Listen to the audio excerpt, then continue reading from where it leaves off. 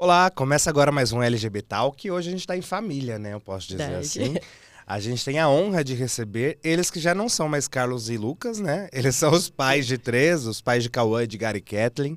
Sejam muito bem-vindos, muito obrigado por aceitar o nosso convite. A gente que agradece pelo convite, a gente adora falar sobre a nossa família, sobre trazer essas pautas que falam sobre representatividade, então a gente agradece muito desde já esse convite. Eu que agradeço começar dizendo que a minha mãe insistiu muito para que vocês estivessem aqui. Todos os convidados que a gente falava, vamos trazer tal pessoa, traz o pai de três, traz o pai de três. Ela acompanha super vocês. Qual é o nome dela? Cláudia. Cláudia, Beijo pra beijão. Cláudia. Ah, eles são um fenômeno. São. Ela falava, vocês têm que levar, acompanha, de verdade. Ela acompanha o dia inteiro vocês. Ela né, Jair? mandou no inbox da gente tantas vezes. Tantas vezes. legal. Mas na hora que ele falou assim, eles vão, eu falei assim, que legal. Tipo, primeiro pela representatividade, né? Porque é muito importante a gente discutir, é um tema muito importante também, falar sobre adoção, sobre a representatividade que a gente tem dentro da nossa comunidade. E para que inspire pais e mães por aí afora também, acho que é importante você estar aqui hoje. Obrigado. Vamos começar falando sobre como vocês formaram uma família. Então vamos lá do início, né? Como é que vocês se conheceram?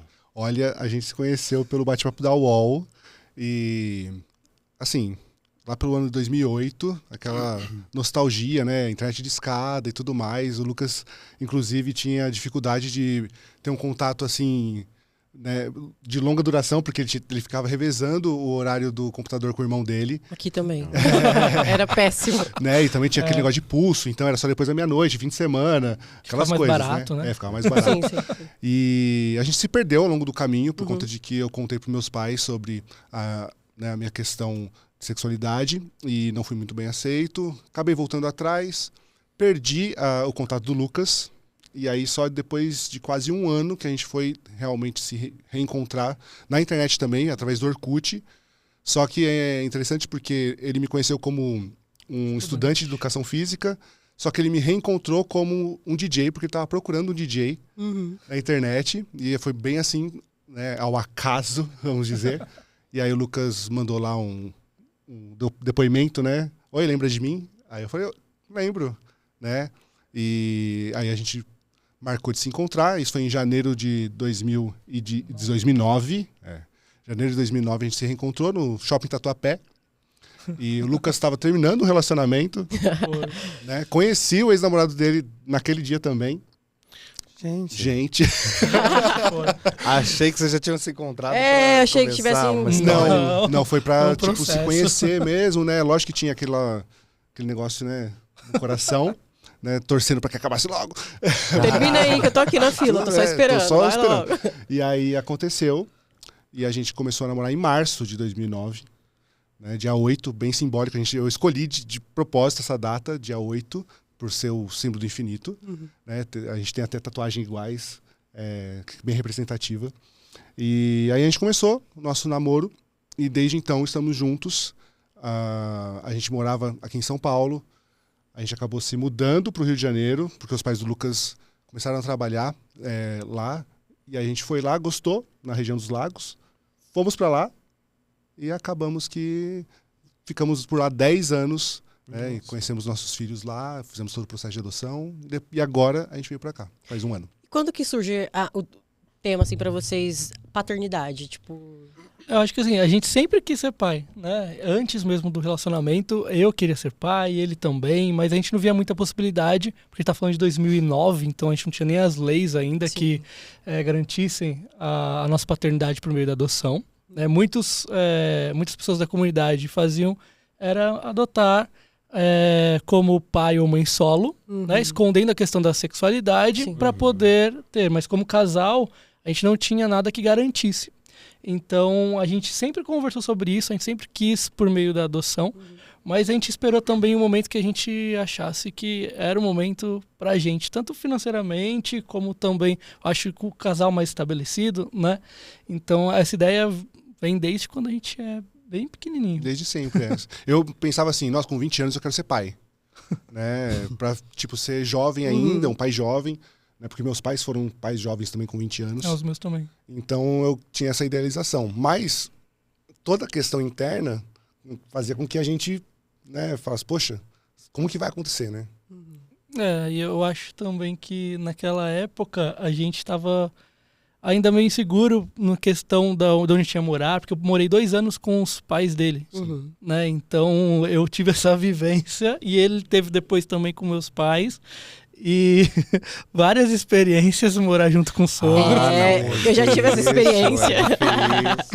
Isso. É muito legal essa experiência, eu tive ela. É muito Pra nunca legal. mais. Não, uma um experiência crescimento antropológica. espiritual, né? Você evolui, você vai evoluir. De algum jeito você vai evoluir. Pra onde você não sabe, mas você vai. Não, mas acho que funcionou muito bem para um crescimento mesmo, Sim. né? Principalmente para mim, porque eu fui sempre assim muito próximo dos meus pais. Eu trabalhava com eles, vivia 24 horas por dia com os meus pais. E essa questão de eu ter que me reassumir de novo, né? Porque quando eu encontrei o Lucas, como eu tinha passado por aquela fase de voltar atrás, né, no primeiro momento, quando eu perdi tudo, e depois voltar e falar, ó, realmente é isso aqui, né? Então teve um processo de os meus pais entenderem a situação, principalmente meu pai, e o Lucas depois em seguida morar em casa, né? Então Que evolução. A gente ia morar e trabalhar, né? Trabalhar Porque a gente junto, abriu uma empresa e a no gente mesmo trabalhava escritório do no pai. mesmo escritório, que era lá na casa também. Então a gente passava 24 horas junto a família, pois é. né? Com seus pais. Vivendo a família, né? É. E aí depois também eu saí, né, e ir para um outro estado que eu nunca tinha mudado na minha vida. E morar Para outro também estado, com os morar com os pais pais. do Lucas, uma outra cultura familiar, né? Cada família é uma família. Então eu também cresci muito. Acho que eu saí da minha adolescência, porque eu estava já com uns 20 e poucos anos, mas internamente eu era um adolescente, assim, com uma visão de mundo ainda muito estreita. Né? Eu cresci muito nesse período e foi muito bom. Muito obrigado, sogro e sogra. Você botasse uma câmera, virava um Big Brother. Big Brother. E o quanto isso contribui para a educação das crianças hoje, assim, esse processo de vocês terem vivido um com a família do outro? Porque, como ele disse, são culturas diferentes. Então, você vai amadurecer, você vai aprender um pouquinho aqui, você vai entender o que você não quer repetir de padrão familiar. E o que vocês trouxeram para a vivência de vocês como casal e como pais? Eu acho que a gente trouxe muita coisa, assim, no sentido de... Realmente, as nossas famílias eram muito diferentes, né? Porque enquanto a minha família, todo mundo trabalhava de CLT, na família dele, o pai tinha a própria empresa, o pai e a mãe, e eles trabalhavam juntos, tipo, desde muito tempo. Sim. Então, é realidade totalmente diferente, né? O horário de acordar, não pegar trem, enfim. Então, tudo isso a gente vai percebendo também algumas questões de relacionamento diário, porque 24 horas ali em família, né? É mais fácil, por exemplo, se confundir a questão de trabalho e família. E eu acho que a gente veio levando pra gente no sentido de o que a gente quer reproduzir, mas também o que a gente não quer reproduzir. Né? Tipo, será que é o melhor para os nossos filhos mesmo é a gente seguir o mesmo caminho que o meu pai, ou então que o meu sogro, né? Deixa eu falar, inclusive, que eu amo meu sogro e minha sogra, tá? Sem Beijo pra eles, que eles assistem, né? Hoje somos uma família só mesmo, mas a gente, na época, pra mim foi muito, muito difícil, eu aprendi muito, porque é uma realidade totalmente diferente mesmo, sabe? De sonhos mesmo, porque eu acho que eles sempre estando ali com a empresa da família, né? Então eles colocavam também isso nos filhos, né? De continuarem a empresa e tudo mais. Como a gente vê que acontece, né? Normalmente na maioria das famílias. E comigo não foi isso. Tipo, eu tinha o meu sonho, o meu irmão tinha o sonho dele e os nossos pais estavam lutando para que a gente conquistasse os nossos sonhos individuais, sabe? E ali era um sonho mais coletivo, se a gente pode falar assim de sonho, né? Mas eu acho que eu aprendi muito com isso, sabe? E hoje em dia eu tento fazer com que os nossos filhos, nós tentamos fazer, que eles possam viver o sonho deles, sabe? A gente está na internet, mas não significa que os nossos filhos, que eles têm que viver isso, né? Então a Catherine com a questão dela quer ser cantora, quer fazer moda, então a gente fala, então você vai fazer isso, né? A gente vai usar a internet hoje a seu benefício para poder te ajudar lá no futuro. O Edgar com a dança e o Cauã quer ser biólogo, então falou, ótimo, cada um com o seu caminho, sem forçar nada da questão de vocês continuarem o que a gente começou aqui dessa forma. É que são 3 indivíduos diferentes, né? Sim. Em casa nós somos 3 também. Sou eu, depois vem ele e tem um mais novo. Nós somos mais parecidos, assim, tipo, de coração, tudo. Mas outro dia eu tava até conversando com ele, eu falei assim, dentro das nossas particularidades, tem individualidade também, assim. A gente é parecido em algumas coisas, mas cada um tem a sua individualidade. A gente foi muito pra questão de comunicação. ele é formado em jornalismo, eu fiz publicidade e propaganda, ia fazer jornalismo também, mas a gente tá ali, sabe? E o mais novo agora faz publicidade e propaganda. Só que é muito engraçado, porque e todos são... LGBTs, inclusive. E todos LGBTs. É a sigla. Eu sou lésbica, né? Tenho o meu irmão gay e tenho o bissexual. Então, tipo, falta só um trans. Tá providenciando. Vai chegar. A gente vai adotar um trans. Mas é muito engraçado, porque são educações parecidas, mas cada indivíduo é um indivíduo, assim, sabe? E vai para um caminho diferente. E aí, quando a gente junta, conhece seus pares, assim, a gente também começa a aprender um pouquinho mais da educação do outro. E isso soma pra gente também. Sim, de alguma maneira soma. Tem a parte negativa, óbvio. Porque não é lidar com os nossos já é difícil. Agora, lidar com os seus deve ser um pouquinho mais complicado. E a gente sempre teve muito aberto, eu acho, também, né? Pra aprender com, sei lá, você com meus pais, Sim. eu com seus pais. Então é um processo que hoje em dia fez a gente estar mais conectado, sabe? Sim. Como família no geral. Fortalece. Em que momento vocês bateram o martelo, assim, falaram, é agora que a gente vai adotar? E também como é que foi esse processo de adoção? Então, a gente trabalhou por algum tempo com eventos. A gente tocava em festas, casamento, aniversário, como DJ mesmo. Quando a gente se mudou lá para o Rio, a gente fechou a nossa empresa aqui, que era uma loja virtual, e a gente usava muito a questão São Paulo, a estrutura São Paulo. Mudando para o Rio, a gente não tinha isso, né, a nosso favor. Então a gente resgatou a questão de DJ. Não sei se foi uma boa ideia, nada contra os DJs, eu adoro, mas a gente deu uma patinada quando a gente foi para lá. Né? E isso fez com que a gente também deixasse um pouco mais para frente a realização da paternidade, por conta de que existia uma questão de rotina que era diferente, né? Que era mais trabalho de fim de semana, na madrugada, né? A gente chegava sempre muito tarde em casa. E a gente começou a falar assim pra gente, né? Acho que a gente precisa mudar essa estrutura nossa financeira. E aí, então, a gente voltou para um desejo que a gente tinha, que era fazer faculdade, né? Porque eu não tinha terminado de educação física, porque eu tinha saído. O Lucas não tinha tido oportunidade também, porque quando a gente começou a namorar, ele tinha 17 anos, ele estava terminando o ensino médio. Né? Então, ele estando comigo também, ele escolheu ficar em São Paulo quando os pais dele né, foram para lá para o Rio. Então, isso tudo fez com que algumas coisas ficassem para depois. E aí o Lucas entrou na faculdade de língua portuguesa. E depois eu consegui também entrar de pedagogia. E fomos para a área da educação, porque a gente sentia essa vontade também de estar dentro da educação de alguma forma, de movimentar a sociedade pelo que a gente acredita, né? Pelo amor, pela educação mesmo, para que as coisas andem de uma forma melhor. E aí o Lucas se formou, né? E começou a trabalhar dentro da área. Eu estava trabalhando, nós paramos de fazer festas, e aí eu estava trabalhando como estoquista. O pai do Lucas era o meu gerente. Olha só, trabalhando também com o sogro. Ele queria sempre dar esse troquinho, sabe? Uma hora eu vou. Ele tem um quê de escorpião, ele não tem? Foi ilhados com a sogra, começou ali. É verdade. E aí a gente começou a tomar mais forma, né? A nossa estrutura financeira. E a gente também já estava na nossa própria casa, que ajudou bastante também, meus pais que deram entrada nessa casa pra gente, a gente continuou pagando. E aí a gente então falou assim, agora acho que tá na hora, né? Porque já tava mais estável. Tá na hora pra ter 2 filhos, dois né? filhos, a gente pensou, aquela estabilidade financeira assim, sabe, bem Tipo, rasa. 2 no limite. Bem rasa. E aí a gente, isso foi no final de 2018, a gente falou, ó, no comecinho do ano que vem, que é 2019, vamos lá pegar informação, né? Sim. Aí o Lucas foi, logo nos primeiros dias de 2019, perguntar na Vara da Infância e Juventude lá de Araruama qual era o procedimento para a adoção.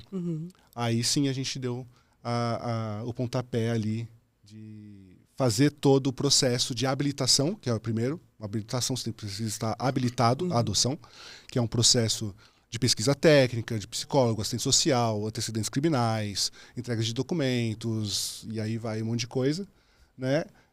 Também tem uma conversa, né, com nessa pesquisa, para saber se o casal está entrosado, se os dois desejam, né, e definir também os filhos, né? Porque existe uma questão ali processual. Acho que é a parte mais fria do processo, né? Que É você quando tem definir. o papel e você tem que definir idade. Perfil, né? O perfil mesmo. É. E aí a gente definiu 2 filhos, de até 8 anos, de cor indiferente e de sexo indiferente e com doenças tratáveis. Esse foi o perfil definido Na hora de definir, na a gente não, habilitação. não entendeu o chamado do universo, né? O universo falou, Porque a definição foi totalmente diferente. E quando é que muda, assim, tipo, de 2 para 3? a gente já estava habilitado e a gente entrou na fila. Então a gente entrou na fila. No mesmo ano a gente ficou habilitado, né? Foi rápido esse processo. O processo, assim, cada comarca, ela pode demorar mais ou menos tempo. E também vai depender muito do casal ou da pessoa que está se habilitando. Pra gente, a gente achou que foi ok, não teve nenhum embargo, assim, foi tudo bem tranquilo. Tinha muito receio, né? De que, sei lá, fosse barrado algum por alguém, preconceito, alguma coisa assim. Mas todo mundo Sim. mesmo, né? Da vara, enfim, foi... Sabe, vocês falam assim do preconceito e eu vou para um lugar assim, não tão... Tem como fazer uma associação? Por exemplo, para doar sangue antigamente, você tinha que negar, sabe? Eu Sim. sou doadora de sangue e muitas vezes eu tinha que dizer que não era, tipo, lésbica, senão eu não poderia doar sangue. Então, querendo ou não, o preconceito tá aí. Então, tipo, e eu vejo também que depois, acho que foi em 2019 que a lei foi aprovada para que casais homoafetivos pudessem fazer a doação. Na verdade, foi uma interpretação da justiça, né? Isso. Nunca teve uma lei, de fato. E aí cresce igual essa questão muito, começa a crescer muito o número de pessoas adotando crianças no Brasil. Então, ou seja, tipo, é muito importante, sabe? Sim. Até porque essas crianças, sua maioria, óbvio, elas são deixadas por casais héteros, né? Sim, né? Sim. E querendo ou não, tudo isso também, a doação de sangue, enfim, eu acho que vai criando um receio maior na gente, que é da comunidade, sabe? Então a gente vai pensando nisso de uma maneira mais ampla. Sim. E isso entra também com esse receio. A gente teve muito receio de, será que algum processo a gente vai ser barrado por sermos quem somos, né? E isso não aconteceu, ainda bem, mesmo a região sendo uma região sim, mais conservadora, né? Mas a gente só passou por mãos de pessoas que deram super apoio, assim, pra gente. Aí, assim, virou 3 de uma forma inesperada, né? A gente estava fazendo parte de um grupo de WhatsApp, que era um grupo de busca ativa, que são crianças que estão para adoção, mas que não possuem mais pretendentes no Brasil. São crianças que, infelizmente... são raríssimos, são né? raras as pessoas que desejam, né? Então são crianças com algum tipo de deficiência, com HIV, grupos grandes de irmãos, crianças mais velhas. Então são crianças que, infelizmente, o Brasil ainda deixa a desejar. E aí, tanto é que o nosso perfil também não alcançava essas crianças e não alcançava os nossos filhos. Mas a gente, mesmo assim, entrou nesse grupo, né? Porque dentro também das nossas conversas com a assistente social e com a psicóloga, a gente perguntou da possibilidade de um 3º filho. Por conta de que a gente pensou assim, se vem 2 meninas, a gente queria ter experiência com um menino. Sim. Ou se vem 2 meninos, a gente queria ter uma experiência com uma menina.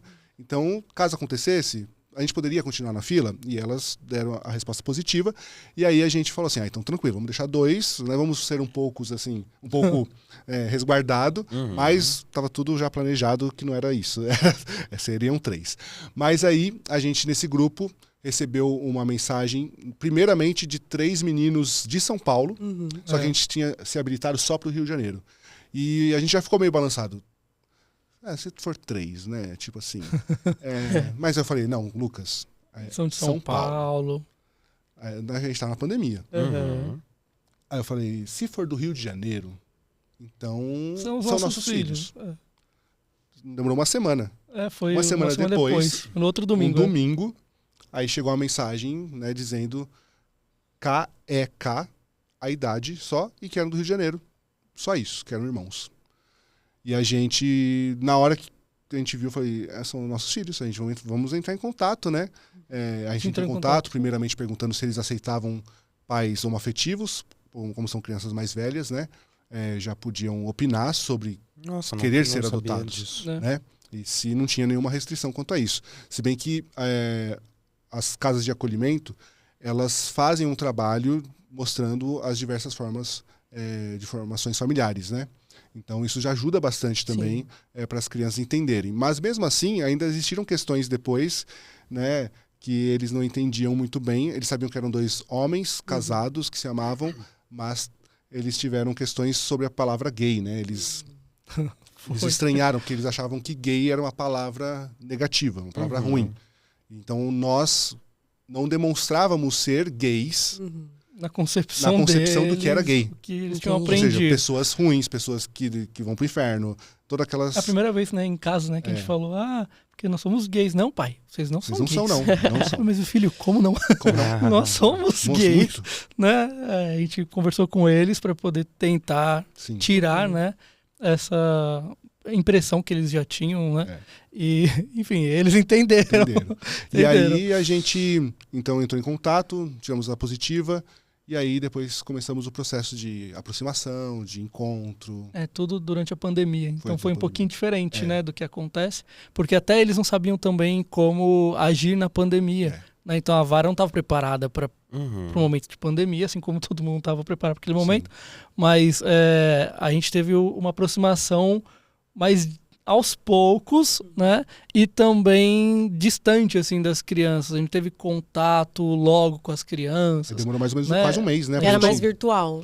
Não, Vocês não. a A gente primeira vez ficou que a gente mesmo viu conversando foi com o pessoal da Vara.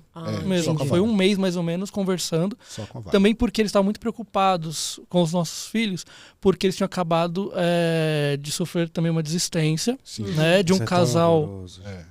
Foi um casal hétero, né? Que terminou desistindo. E foi simplesmente, pelo que eles falam, a história do pessoal da Vara, num domingo, né? Que eles já estavam passando a convivência final de semana lá na casa Já deles. estavam convivendo. Já, no final de semana eles Já iam pra fim de casa semana. desse casal. E aí no domingo eles devolveram e não voltaram mais. Né? Mas já tinha, tipo, brinquedos, já tinha as coisas lá na casa. Então foi mais um trauma na vida deles. E por eles estarem... Eles passaram por isso foi pouco tempo, né? Antes da nossa adoção, Isso, nosso foram processo. meses, Então eles estavam muito cautelosos, né? Quem são esses dois? Será que eles vão querer mesmo? Será que são 3? Então demorou mais ou menos um mês para eles soltarem algumas informações e nem foto eles mostraram pra gente. A gente só viu nossos filhos no dia que a gente foi na casa de acolhimento mesmo. Mas com as informações que você já tinha, o amor já... Então, existia alguma coisa que dizia que eram nossos Que eram filhos, né? Acho que desde a mensagem, né? Se a gente vê as mensagens que a gente trocou com nossos pais mesmo. Porque a primeira coisa que a gente fez foi falar para nossos pais, olha só, são esses 3 aqui, não sei o que, são os nossos filhos, o que vocês acham? Aí eles falaram, vai lá, bora! E aí, tipo, né, começou toda a aproximação. Sim. E é que não dá, acho que, pra explicar, mas o sentimento era de, é um sentimento mais de encontro. né, de é muito doido. Tipo, uma encontramos, são coisa eles, assim. e o medo de não dar certo o processo, né, durante esse mês. Vocês já pararam pra pensar que a vida de vocês se conectam através da internet? O tempo todo. E aí vocês se conectam com o filho de vocês na internet também. Também. todo. E hoje trabalham com a internet, os então, filhos são fenômenos na internet. Tem coisas que é pra ser mesmo. É muito engraçado isso. Mas a internet sempre esteve presente na construção da nossa família. E eu sempre fugindo da exposição. Aí terminou agora que a gente tá ao livro aberto. E aí quando é que... Aí passa esse um mês, né? Esse período de um mês. E quando eles começam a frequentar a casa de vocês, conhecer a rotina de vocês e vocês a deles também? Aliás, e qual foi o primeiro impacto, assim, do encontro? Como é que foi isso? Foi uma loucura, assim, foi. porque assim... Que vocês sentiram? Então, a gente ficou bem ansioso. A assistente social, né? Ela marcou primeiro com a gente na frente da maternidade nesse dia. Foi assistente? Foi assistente social. Foi assistente, né? E aí foi bem simbólico. Não, foi a psicóloga, né? E aí foi bem simbólico pra gente, porque a gente se encontrou com ela na frente da maternidade, depois ela levou a gente lá pra casa de acolhimento. E aí chegando lá, a gente não tinha ainda foto dos nossos filhos, né? Mas assim que a gente entrou, a Kathleen já estava desenhando, fazendo atividade numa mesa, olhando meio de canto de olho, assim, porque ela já sabia que, né, que nós iríamos lá. E aquela sensação de, nossa, será que eu já chamo eles de filhos? Como que vai ser isso? Porque a nossa cabeça, né, um turbilhão de pensamentos naquele momento. Aí o adulto também, ele fica imaginando muita coisa, né? O adulto complica o que não precisa ser complicado. A ansiedade vem, né? Nossa. E aí o que acontece é que a gente chega e a primeira coisa que eles falam é pai. A gente falou, meu Sério? Deus. Prático assim? Somos Pegou pais. na nossa mão Foi. e começou a Ô mostrar pai, vem aqui. todos os lugares, Deu chamando a aquele gente de pais. Foi. Então a gente tomou aquele baque, tipo assim, somos pais. Eu Gente, choraria. Não foi um processo, Não né? ouvi essa Foi. palavra. Foi Eu sou assim, super foi, sensível, acho que eu ia chorar ali na hora, assim, sabe? Não, foi bem, assim... foi impactante. impactante. É. Né, Foi. surpreendente. E aí o Cauã, que era o mais velho, né? Tinha 12 anos na época. Ele foi mostrar porque ele já cuidava de uma horta no abrigo que fizeram pra ele. Sempre com as plantas. Ele sempre gostou de Sim, planta. aí já foi mostrar. E a gente estava em 2, e eles em 3. Então a gente ficava sendo dividir, puxado pra lá e pra cá. E a gente não deu muito conta nesse O primeiro dia. dia foi Foi um assim, caos. difícil assim, pra gente, porque era muita demanda. E eles 3 queriam atenção. Sim. Muita informação ao mesmo tempo. Informação. E a gente também teve um momento assim de roda de conversa na mesa. Oi, tudo bem? Tudo. Oi, sou seu pai. A gente chegou, foi assim, chegou, eles colocaram a gente numa sala, falaram, vamos dar um tempinho pra vocês 5 conversarem, não foi? Foi. E aí, nós aqui numa mesa, os 3 do outro lado, e a gente pensando assim, eu pensando pelo menos aqui no momento, tá, e agora, o que que eu faço? Né? Pergunta Porque- o quê? E eles começaram a perguntar, Edgar começou a perguntar muita coisa Tem que naquele lavar dia. a louça. Quem que lava a louça? Tem que limpar a casa. Importante, sabe, pra Ele já querendo Querendo definir É. os papéis, Os ali. papéis. Do feminino e do Homem. masculino. E a gente falando, meu filho, Aí não é olha assim só, que não funciona. é assim não. Lá em casa todo mundo faz tudo, porque a casa é de todo mundo. É. Né? Eu achei que a pergunta dele era nesse sentido, não, era em outro. Era no outro, já definindo, né, os papéis na Papéis. cabecinha dele ali. E E a Kathleen perguntando e a quem que vai Cat arrumar o cabelo perguntando quem que vai dela. arrumar o cabelo dela. Quem arruma o cabelo da Kathleen é você. Sou eu. É, Eu vi. porque conforme ela diz, eu não sei muito bem arrumar. É. Então eu demoro muito tempo pra deixar do jeito que ela A gosta. capricorniana exigente, né? É, tem que ter um tratamento adequado. E o Cauã também conversou com a gente. Os 3 conversaram, foi assim uma conversa bem legal. A gente mostrou foto, né, Foi. da família. Então a gente foi querendo trazer eles para a realidade que a gente tinha como Aí família. tava na pandemia, Na todo mundo de pandemia. máscara. É. E eles passam um histórico de vida deles, assim, como Não- que foi, assim. Não tudo. A gente tem algum acesso, mas não muito profundamente. É, de uma forma muito... Mais processual, sabe? De processo mesmo, sabe? Eu acho que a gente foi descobrindo com os eles. nossos filhos. Eles foram abrindo muitas coisas que nem o pessoal da vara, nem os psicólogos sabiam, né? Durante o primeiro ano, principalmente, a gente conversava demais sobre isso, porque a gente nunca pensou em, vamos, sei lá, vamos bloquear que eles falem sobre o passado deles. E isso foi importante, Claro. né? Porque a gente começou a entender mais eles, entender também algumas atitudes, e eu acho que eles se sentiram também mais à vontade com a gente, com essas conversas. A gente tinha separado muito tempo, porque a gente estava em pandemia, eu trabalhava em casa, né? Nossa, dar aula em pandemia, é muito online, meu Deus do céu. E eu peguei licença Caos. maternidade, olha só. Que incrível. Porque não existe, né, licença Aham. paternidade. Sim. Mas eu peguei a licença maternidade de 4 meses. Na verdade, a paternidade, quando eles dão, é de 8 dias. 8 dias? Então. Só que na Acho. adoção Então, 8 dias. é possível, né, um dos 2 tirar essa licença e a gente receber do governo e tudo mais, e os 4 meses. E foi isso que foi eu isso que fiz. você fez, Né? verdade. E a gente também teve um cuidado no início de quando eles foram para casa, porque depois de um mês indo ao abrigo visitar toda semana, eles deram a possibilidade, né, a juíza liberou 15 dias em casa, Uhum. né, que As foi férias no de recesso julho, escolar. recesso de julho. E aí o Lucas, eu estava trabalhando ainda nessa época, e o Lucas estava em recesso escolar. E aí então eles foram para casa, passaram os 15 dias, e aí foi aquela loucura, né? Porque... Mas era um momento também, tipo, todo mundo dando o seu melhor.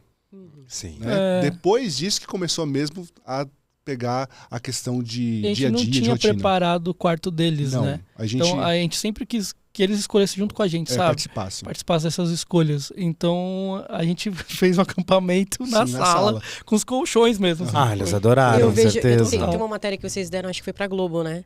E aí o Oi. mais novo fala que foi o momento mais feliz da vida dele, foi Ai, quando foi. ele chegou, eles não tinham quarto ainda, mas que eles dormiram na sala. Então a gente quis trazer a gente quis trazer o mundo deles primeiro para dentro de casa.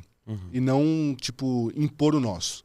Né? Porque a gente tinha muitas coisas para falar, só que eles tinham muitas coisas para dizer também. Então a gente quis primeiro ouvi-los.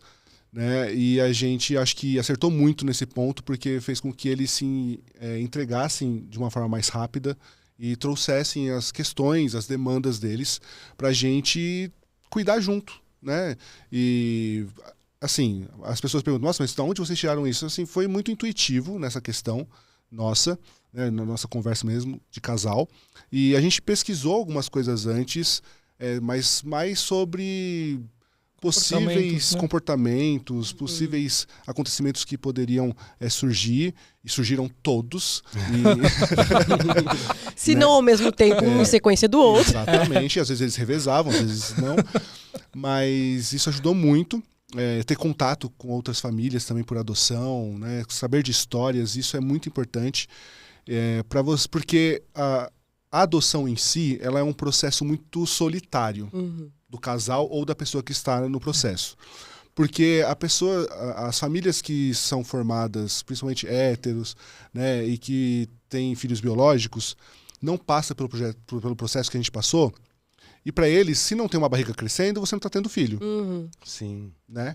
Nossa, e se movimentava lá alguma coisa dentro do nosso processo, a gente é como se estivesse levando um chute na barriga. Sim, né? É uma gestação. É uma gestação. A gente estava gestando ali mentalmente. A gente estava num nível de felicidade e as pessoas em volta tipo assim, acho que não acompanhavam muito, né? Porque é um processo mais frio para quem não está ali. Para as pessoas em volta, eles simpllemente apareceram na vida de vocês. Simplesmente tipo assim, ok, são papéis, vocês estão indo lá, tá.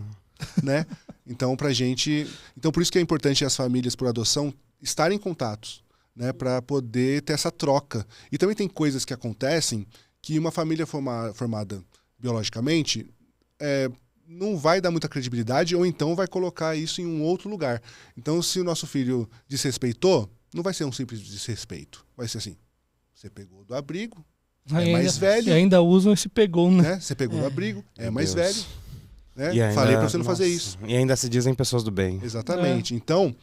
e o filho às vezes teve o mesmo comportamento, só que ou pior, mas aí tem a passada de pano porque é biológico. Então tem muitas questões assim, muitas né? questões. E também sobre primeiras vezes, né? Quem disse que a gente não teve as primeiras vezes com nossos filhos? Ouvimos pais pela primeira vez. A gente levou pra praia pela primeira vez. Cinema, comer muitas coisas pela primeira vez. Coisas que também eram a primeira vez deles, né? Exatamente. Sim. E mesmo se não fossem, ia ser a primeira vez em família, com né? Vocês. Então a gente ressignifica também esses momentos. Então esse momento inicial que a gente trouxe eles para casa e trouxe o mundo deles para casa também, fez com que a gente entendesse também. Então a gente ouvia a música, eles ouviam que a gente falava assim, meu Deus do céu. Não é isso, tipo, nessa idade. Não era pra sua nada idade. A ver. A gente pensava, né? Okay, mas tipo, deixava. Vamos deixar acontecer. E aí depois a gente foi inserindo e falando, é assim, né? Porque já que eles já ouviam algumas coisas ou tinham algumas atitudes, a gente falou, então a gente vai explicar então ao contrário. Olha só, sabia que na sua idade isso daqui não seria ideal por causa disso? Aí prestar agora, atenção na letra. Hoje em dia eles prestam, né? Hoje em dia só isso, a música não é boa. Não é pra minha idade. Fala, então tá bom. É isso. E aí a gente foi aprendendo com eles, né, nesse processo. E depois dos 15 dias, a vara entendeu, a juíza entendeu, que o melhor é eles continuarem. Então eles nunca mais voltaram para o... Eles nem quiseram voltar nem para buscar as coisas deles. Eu fui Porque lá eles sozinho. já podem decidir também, ou não? Na verdade, nesse momento, o que acontece é que eles tiveram uma reunião, as crianças, com a vara, para falar, e aí, tá ok? Vocês estão gostando? É isso que vocês querem? Teve isso.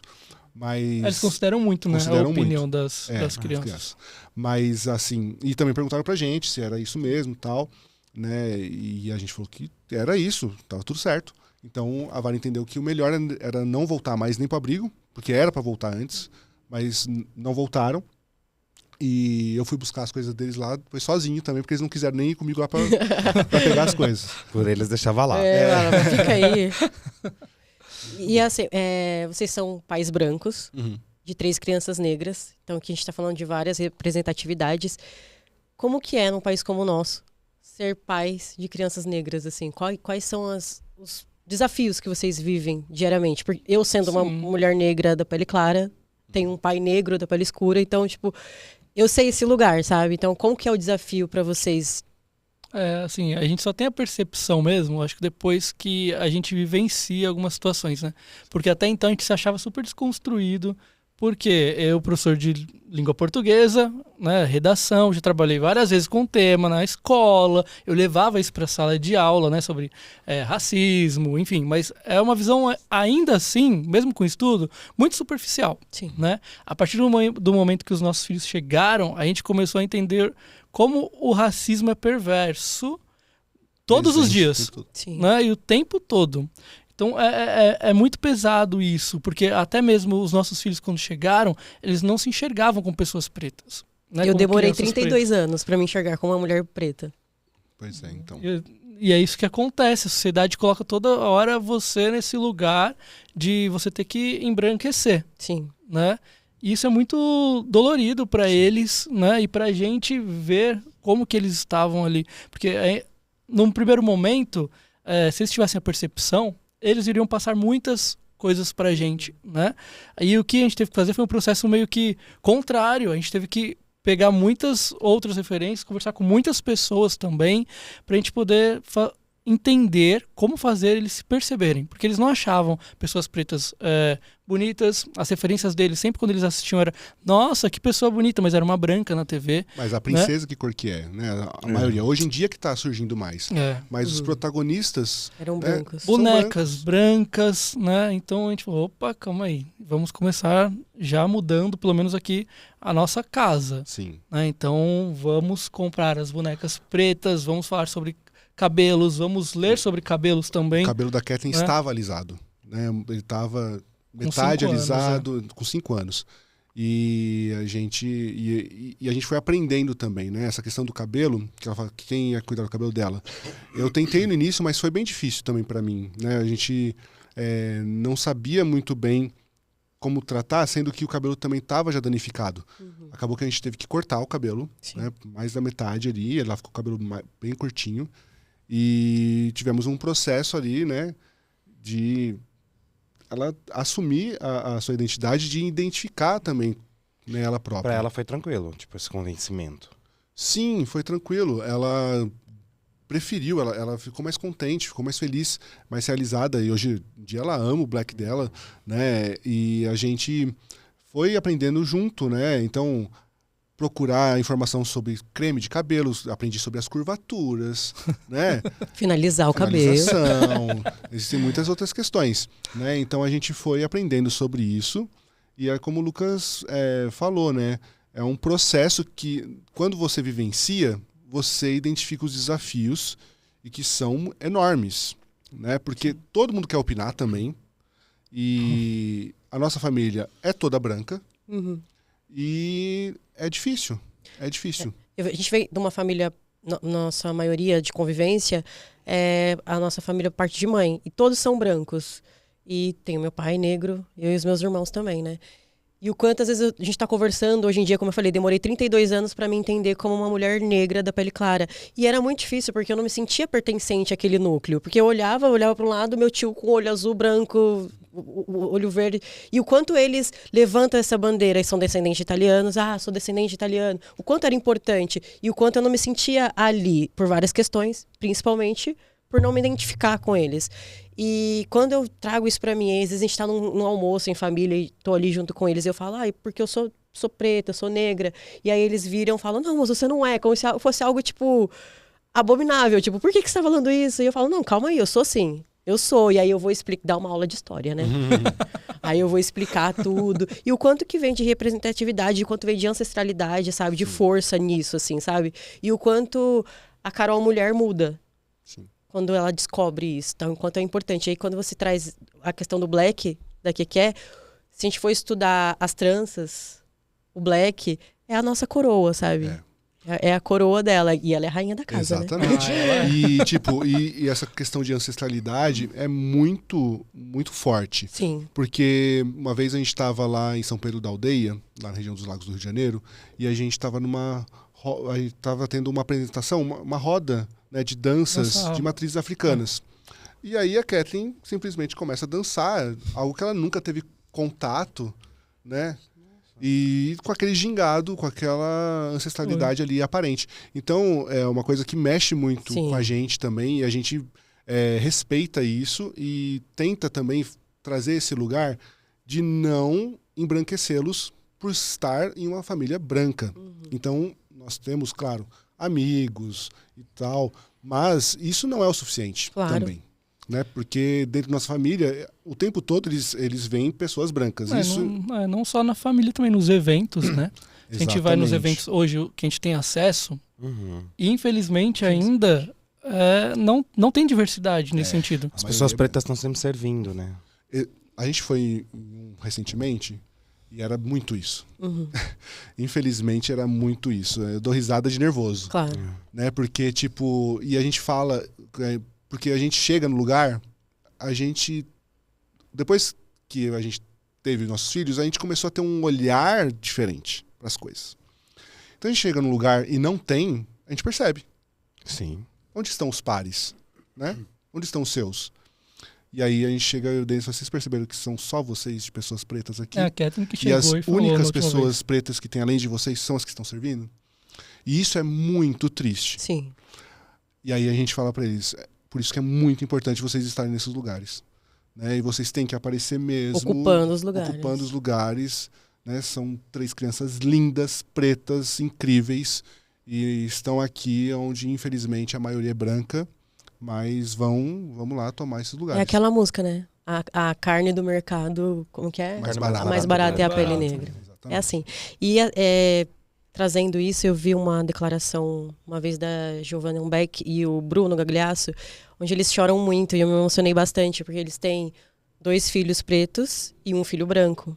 E aí eles fazem a mesma pergunta que eu faço para vocês, e aí ele chora muito porque ele diz que quando ele começou a ter que explicar pro Bless que ia ser diferente de como era pro Zion, que o Zion ia conseguir sair de uma forma mais tranquila e o Bless não, sabe? Que ele precisaria levar o RG dele, que precisaria se apresentar.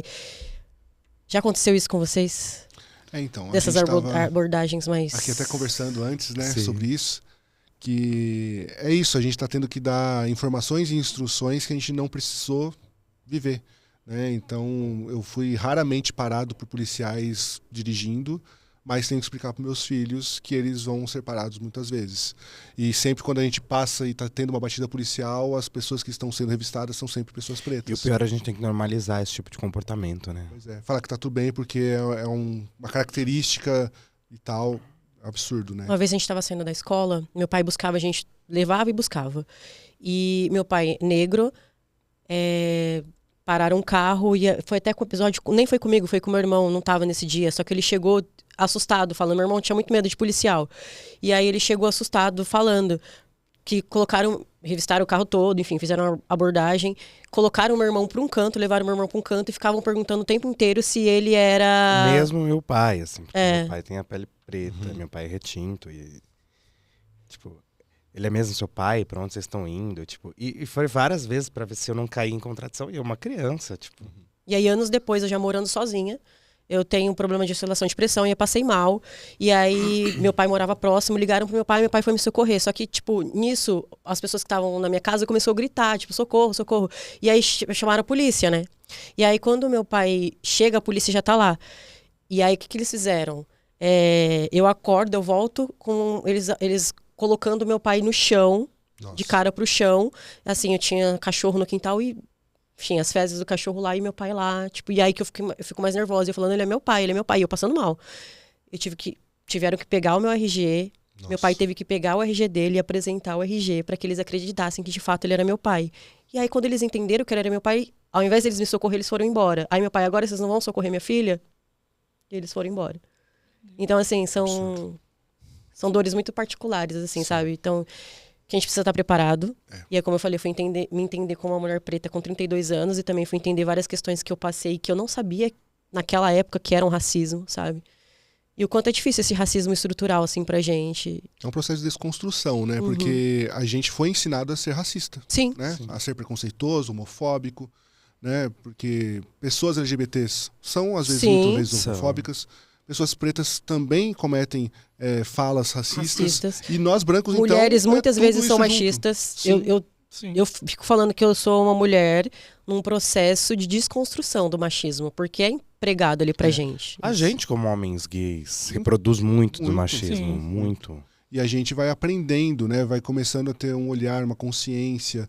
Eu acho que é esse processo que a gente tenta mostrar também dentro da nossa rede social, para que as pessoas tenham esse olhar de compaixão, de empatia, de entender o lugar do outro, mesmo não conseguindo viver. Tipo, eu nunca vou sentir o que uma pessoa preta passa. Eu consigo estar próximo, através dos nossos filhos, através das nossas vivências, mas saber exatamente não. Mas eu tenho que ter essa empatia, eu tenho que ter esse olhar, né, empático e estar junto nas lutas, estar junto para que a gente conquiste um mundo verdadeiramente, né, de equidade, que seja um mundo favorável a todos, porque ainda não é. A gente vê isso todos os dias nos noticiários, né? E isso traz um peso muito grande pra gente, principalmente agora como pais, porque pais também, você tem um olhar ainda muito maior de preocupação, né? Então, quando a gente está no shopping, por exemplo,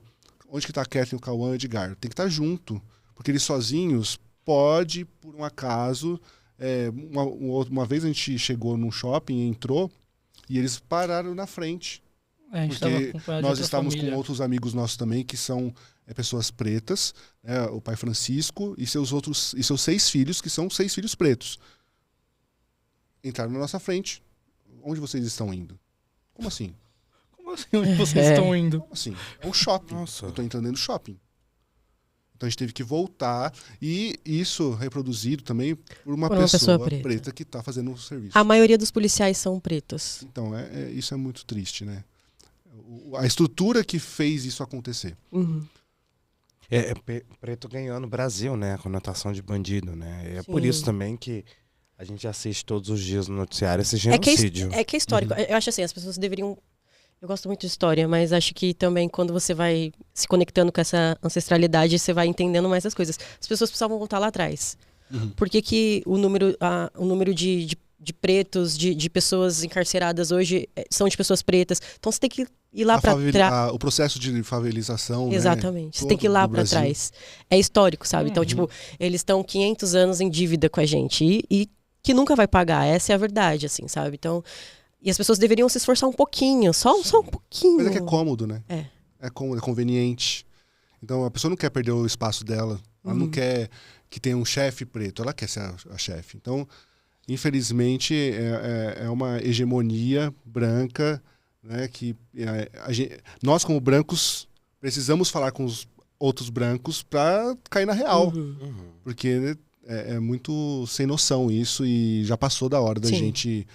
Né, fazer desse lugar um lugar bom para todos. E a gente estava falando do processo, né, que nascem 2 pais. Mas também nasceram avós aí, né? Isso é verdade. E como é que foi isso? São são avós babões. São. Tudo que eles não fizeram pra gente, estão fazendo pra eles agora. Nossa, tudo total. pode. É com açúcar, né, que falam. São os pais com açúcar. açúcar. Com Nutella, com tudo. Estragam, né? Nossa, olha... Demais. Mas assim, eles são incríveis, nossos pais. Eles são muito amorosos. Eles sempre pedem e ficam muito felizes quando os nossos filhos estão com eles. Eles falam assim, nossa, quando eles vão embora fica um vazio, sabe? A gente percebe a mudança, né? No dia deles mesmo. Não, quando estão com nossos filhos, eles brincam. Nossa, eles vão pro chão com os nossos filhos e falam, como assim? Faz cabana na sala. Poxa, como é que você não fazia isso? Exatamente. Né? É isso. Tipo, não reclama de dor nas costas nem nada. Não reclama. Eu te arrisco a dizer que eles amam mais eles do que vocês. Olha, eu não vou entrar nesse lugar, porque senão eu vou ficar chateado. Mas é isso, eu acho que é também uma questão, né? Porque são 3 crianças pretas, também voltando nesse assunto. Também... Para eles, também é um aprendizado. Mês atrás, minha mãe mesmo tocou num assunto, falando assim, a gente precisa mudar isso, né? Eu falei, isso tá errado. Falou com meu pai, um jeito de falar que não estava legal. E ela percebeu, né, que tinha alguma coisa ali e falou, nossa, ó, viu que legal.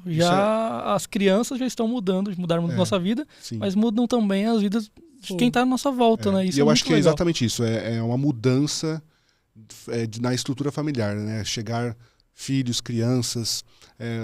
É uma coisa assim incrível, que trouxe uma nova dinâmica não só pra gente, mas pra toda a família. Então nossos pais, eles embarcaram nessa, eles amam, eles gostam de estar juntos, e como o Lucas disse antes, a gente é uma família só, né? Então é muito legal, porque a gente passa o Natal juntos com os nossos pais juntos, com nossos irmãos, que agora também recentemente tiveram filhos, né?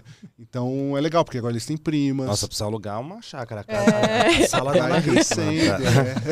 E é muito legal, porque a gente também gosta disso, né? De gente, bastante gente, de nossa família ser uma família mais volumosa. Isso é muito gostoso, deixa a casa animada. Quando a Kathleen não tá no carro, por exemplo, já muda muito, porque ela fala o tempo todo. Né? Nossa, Ela total. sempre quer estar dialogando.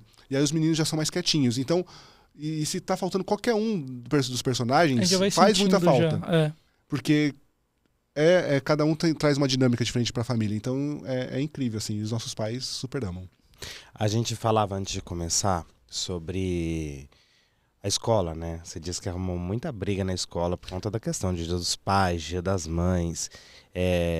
Como é que é isso hoje pra vocês? Como é que vocês explicam isso pra eles? Porque deve mexer de alguma forma com a cabeça deles, né? É assim, eu acho que porque como a gente teve muito tempo no início juntos, a gente aprendeu a conversar muito. Então eles têm uma abertura, um diálogo com a gente muito aberto. É que a gente não teve nem com nossos pais, né? Mesmo nossos pais ainda sendo pais que estavam ali do nosso lado em muitos momentos e tal, mas a gente não teve a mesma abertura que nossos filhos têm. Eles falam sobre coisas que a gente fala assim, nossa, mas tipo, eu não falava Eu não isso com meus precisava saber pais. desse ponto. Mas as gerações estão muito Evoluídas. pra frente, né? Sim. E eles falam assim, normalmente, né? Eu acho muito, muito positivo isso. Né? E eu gostaria de ter tido também, tipo, esse mesmo espaço. Mas acho que essa questão da conversa, a gente traz sempre, todo dia. Quando a gente pergunta pra eles, como foi a escola? Eles falam só, foi bem? Falo, calma aí, meu filho. Não é só essa resposta. A gente quer entender mesmo, sua vivência e tudo mais. E aí a gente se acostumou dessa forma. Eu né? acho que isso fez com que também eles entendessem bastante essas questões que acontecem nas escolas e identificação. Né? Quando acontece uma questão de preconceito, seja de racismo, seja de homofobia, que aconteceram. Né? Desde o início a gente passou por algumas situações.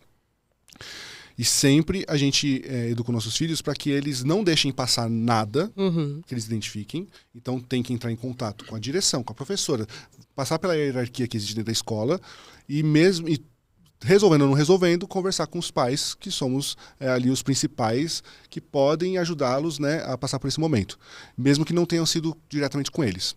Então isso fez com que esse diálogo sempre aconteça, né?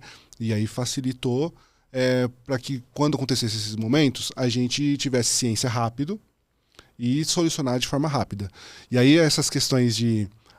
eu sou conhecido lá, às vezes, na escola como o barraqueiro, porque eu pego as questões que acontecem e levo para a internet, né, para a gente discutir, porque isso acontece em todas as escolas, infelizmente, porque é uma questão de estrutura, né, tanto de machismo quanto de racismo. E a gente precisa dialogar. Porque a escola é formada por muitos indivíduos que são criados de forma diferente, né? Exatamente. Então, muitos em casa ouvem tal coisa e vão repetir ali. Às vezes a criança nem tem noção do que ela falou e do quão grave Criança não tem sexualidade, criança não tem nenhuma opinião formada. Ela vai ter aquilo que você passar para ela. Então. Essa é a... E aí, nessas repetições, a gente encontra várias situações que são de preconceito. Sim. Né? E então, a gente também conversa com nossos filhos para eles identificarem esses momentos, mesmo que seja com um amiguinho, que não seja com eles, para que possa levar para a escola uma conversa sobre o que aconteceu. Sim. Né? E aí no Dia das Mães, por exemplo, teve uma atividade escolar que a Kathleen teve que participar, onde ela escrevia uma cartinha para a mãe. Isso é um tipo de violência. Claro. Né? Claro. Porque tá mexendo... Primeiro que ela não tem mãe. Né? Existe uma genitora. Sim. Mas a mãe e o pai são papéis sociais que, se não tá cumprindo, não são. Sim. Aí é genitor e genitora. Sim. E que podem ser desempenhados por dois pais, por avós, por tios. Exatamente. Né? Então, ela não possui uma mãe, ela possui dois pais. E a escola sabe muito bem disso. Né? Porque quando a gente chegou, em todas elas, a gente explicou a situação justamente para que entendam. Porque a escola é um lugar... coletivo, plural. E existem muitas outras formações familiares, existem crianças que são cuidadas pela avó, né? Ou não tem pai, porque o Brasil é o Brasil. Né? Então existem... É uma realidade grande isso. Né? Igual no Dia dos Pais também, eu falei sobre isso também. poxa, não devia ter. Porque Exatamente. muitas crianças são abandonadas. Tem escolas que nessas datas fazem festa. Então, tipo, chamam ou a avó ou o vô. Não é tipo o Dia dos Pais ou o Dia das Mães. Da família, é festa né? da família, Ponto. isso, exatamente. E aí, a gente falou sobre isso também, e uma seguidora, algumas pessoas trouxeram informação pra gente, que também algumas crianças não têm família. Então não tem avó. Não. A criança que está abrigada em uma casa de acolhimento, ela não tem nenhuma dessa estrutura. Aí falaram, por que não faz o dia de quem cuida de mim? Aí já é mais fácil, né? Falei, mas é uma questão pra gente realmente debater. Claro. Isso. Porque a gente tem que deixar de lado o ego adulto. Sim. Uhum. Porque é sobre isso que está se tratando dentro das escolas. Porque é o ego adulto. Tanto é o de adulto que precisa ser homenageado. Porque o tanto de comentário que é assim, mas eu, como mãe, não tenho direito disso? Tem. Eu preciso ter esse dia. Mas você precisa ser homenageada pela sua filha? O que é, né? E Na pode ser frente, homenageada na tua casa. Exatamente. Eu vou dividir. Tô aqui dividindo várias histórias. Dia dos Pais, pra mim, pro meu irmão, nunca existiu. Porque meu pai, hoje eu entendo que meu pai teve várias falhas e por muito tempo ele foi um genitor apenas. Porque chegava Dia dos Pais, quem tava lá todas as apresentações de Dia dos Pais era minha mãe. Então era um lugar cheio de pais, com 3 ou 4 mães. E pra criança é super traumático. Sim. É muito traumático. Tanto é que a gente estava conversando, que a gente também teve informações de pessoas que trabalham nas casas de acolhimento, que as crianças, elas ficam doentes. Elas como são expostas, né? Febre. Eu não queria fazer parte. Não, Meu pai não ia estar lá, tipo... Eu saía chorando, sabe? Tá todo mundo com os pais lá e tá só minha mãe ali filmando. E pelo ego adulto, é melhor que eu corra isso daí. Pra ela se satisfeita. Pra ela poder se satisfazer ali. Mas, gente, quer exposição, quer homenagem? Faz uma homenagem, posta na rede social. Hoje em dia tá aí, né? Hoje em dia faz chá revelação. A gente prega também, né? Mas é isso, aí a gente... Eu ia fazer, já não vou fazer mais. Mas a gente falou isso também. Não tem problema nenhum da gente comemorar. A gente comemorou o Dia das Mães. Com as nossas mães. Porque nós temos... Nossos filhos entendem isso. Mas na escola, isso está em outro lugar. Né? Então, a gente traz essas questões e os nossos hoje, filhos entendem nossos bastante. Filhos não é uma questão. Não. Eles entendem super bem. Tanto que a Catherine fez a mesma atividade. Né? A Catherine fez de uma forma super tranquila, trouxe pra gente e tal.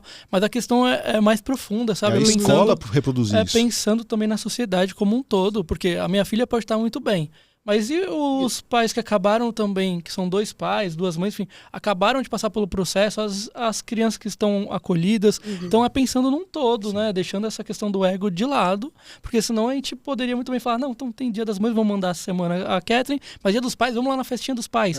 Não, a gente está falando de datas, né? No geral, né? Nas comemorações. E a gente tá chegando na parte final da nossa entrevista. E aí, o Eric já avisou a gente ali, já me tira o sapato e joga.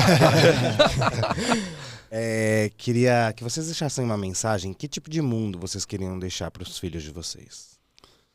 Olha, essa é uma boa pergunta, porque é um mundo que a gente gostaria para todo mundo, né? Um mundo sem preconceito, um mundo que eles pudessem ser quem eles são, sem nenhum tipo de julgamento ou de cobrança, da forma que nós tivemos e ainda temos, né, nas nossas vidas. Porque eu deixei de fazer muita coisa na minha vida e deixei para depois, por conta disso, por eu não poder dizer quem eu era. Né? E a gente tenta fazer isso com os nossos filhos, mas a gente está nadando contra a corrente.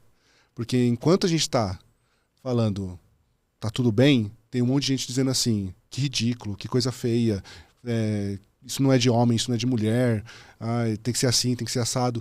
E eu acho que eu acredito que a mensagem que eu quero que no futuro é que seja um mundo mais acolhedor, sabe? Um mundo que permita a felicidade, porque ainda a gente não vive isso. Tem amor, de fato, né? Exatamente. Acho que você falou tudo já que eu queria falar, porque a nossa realidade é muito próxima de vivência enquanto adolescente, enquanto criança, né? De tentar se esconder mais as coisas do que realizar os próprios sonhos. Então, muitas vezes, por exemplo, eu fui fazer um curso, seja de teatro, enfim, eu não durava um mês, porque eu já ficava imaginando no pós, tipo, se isso daqui der certo, aí todo mundo de algum jeito vai descobrir minha sexualidade. Então eu tenho que ir para alguma profissão que me esconda. né? Que eu fique, sei lá, no escritório, tenha contato com 2 pessoas e que eu não possa ter contato com o mundo, porque descobrirem a minha sexualidade ia ser algo terrível na minha cabeça naquela época.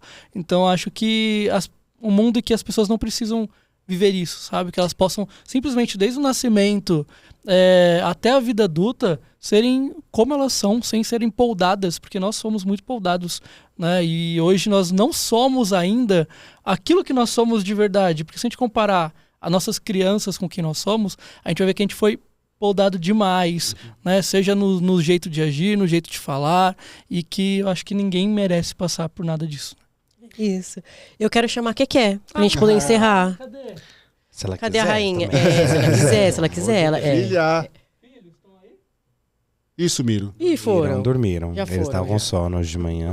Já foram. Cadê a Cat? Tá bom. A gente escondeu põe a pra figurinha ela da se Keké aqui. escondeu pra não ver. Se escondeu. Tá tudo Gente, certo. queria agradecer demais a vocês, primeiro, por virem aqui e também pela representatividade, pelo trabalho muito importante que vocês fazem, apesar do ódio que vocês recebem nas redes sociais, que isso vai sempre existir no mundo, infelizmente.